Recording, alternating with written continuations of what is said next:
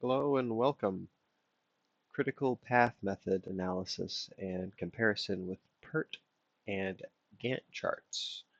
My name is Oliver, and I will be discussing Oliver's app as I have in previous videos, but just a super fast rundown. Oliver's app is a app designed for web and smartphone. That's just meant to uh, allow users the ability to engage in fun and wholesome communication. Uh, Having the PERT chart ready in advance of creating the CPM or critical path method chart was helpful because it enabled me to translate lengths of time into date estimates. Uh, I used an Excel sheet and added columns from the ES or earliest start, EF earliest finish, LS latest start, LF, latest finish, and slack, also known as float, which is the latest start subtracted from the earliest start, or the latest finish subtracted from the earliest finish, and that was helpful. I went with the latest start subtracted from the earliest start for this chart. It took me a few moments to clarify if the CPM analysis method is a flowchart or simply a spreadsheet. Part of my confusion was how similar the PERT chart is to the CPM chart. I felt like there was a lack of example to go along with the assignment, and I found it challenging to feel good about feeling like I was doing the assignment correctly. It seemed like a spreadsheet is needed along with a PERT chart and a CPM chart, but this isn't explicitly stated as I could tell from it in the learning resources provided. Um, I decided to use my PERT chart as a template for the CPM chart, and I used the Miro board, which gave me the flexibility of expressing lengths of time a little bit more freely than I could if the lengths of time were fixed to, say, like a Gantt chart. Um, for example, if the bottom of the CPM chart uh, had like an x-axis that was the project's beginning timeline or the beginning point to the ending point, and all the dates were based on that, or all the tasks were lined up on that. It's more just on a line, and you can read the dates. But I would probably opt for something like what I had just mentioned if I had to do it and explain it to like a team or something like that.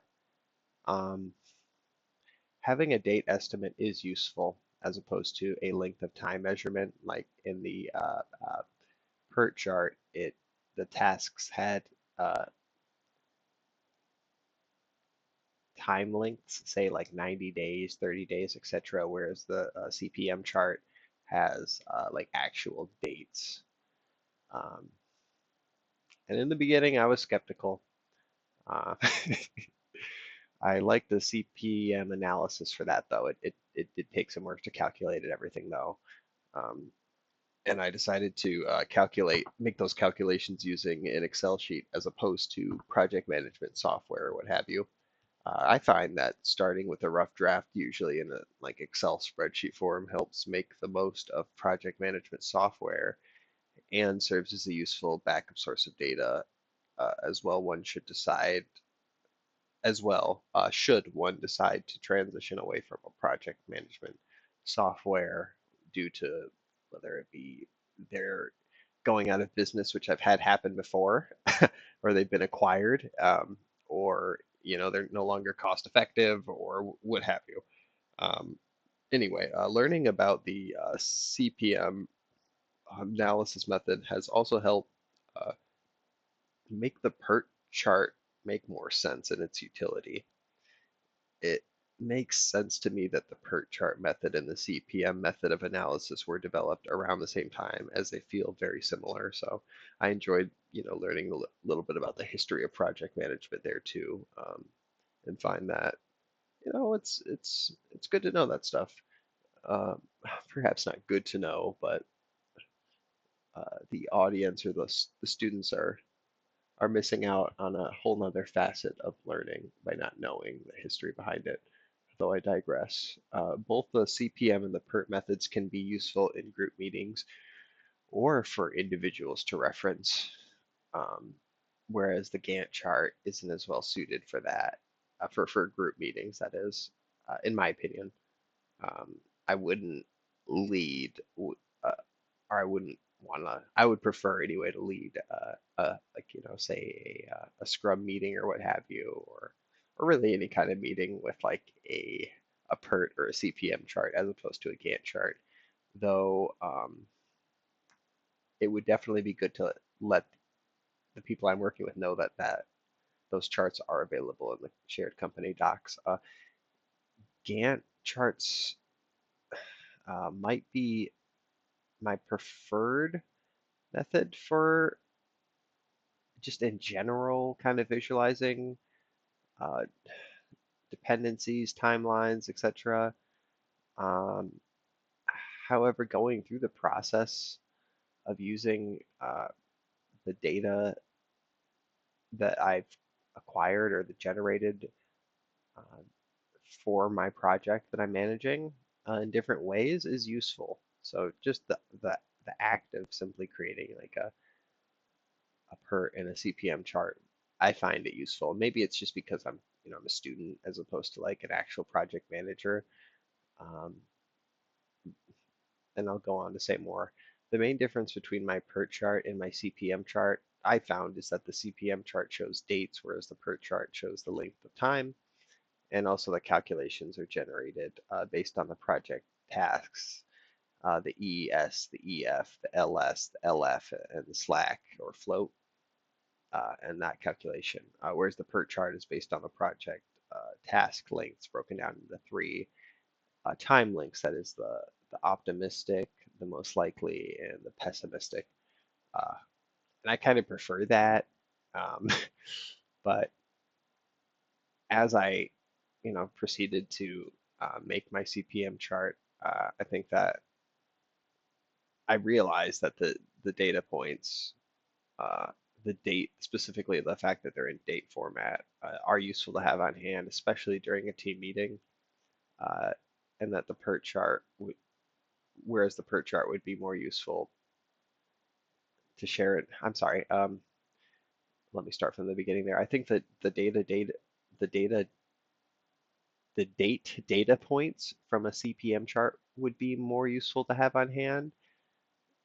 Um, it makes it feel more real and tangible as opposed to this is expected to take 30 days. It's like, no, this is starting this date and it needs to be done by this date and this is the date. Um, and a PERT chart would also be useful to share as well too, just because as I said in my last video, that does a good job of letting individuals easily visualize who's dependent on them for what and vice versa. I think a Gantt chart is a bit too cumbersome to effectively present in a group setting. Um, and as I mentioned, it'd be great to just keep that in the company docs because it's still really good to have. Um, and yeah, ideally, an organization or any group trying to manage a project would have at least one of the two types of flowcharts available, is what my conclusion is. I think that the best order for creating these charts specifically, I do think that there is an order for doing this, and the order that we were given these assignments makes sense. That is the Gantt chart creation, followed by the PERT chart, followed by the CPM. Um, and to add to that, I found that having a work breakdown structure. Oh, I didn't realize I was at 9 minutes already. I'm almost done. Having a work breakdown structure before having a Gantt chart helped me create my Gantt. Uh, it feels like more of a creative challenge than it does a technical challenge to create a PERT chart, as most of the data calculations have already been done.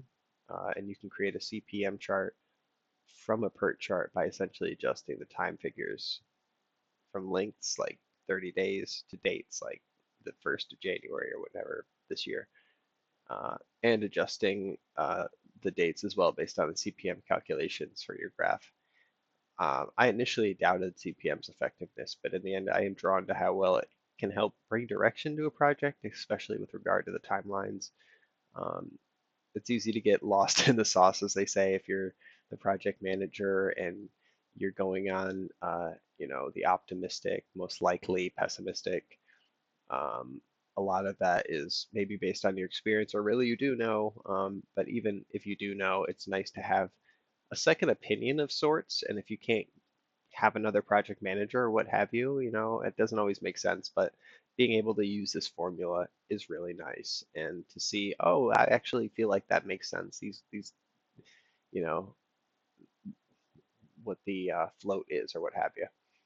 Um, I was most surprised with CPM calculations from the beta testing phase to the soft launch phase for my project, because according to the CPM, it's only about 2 months.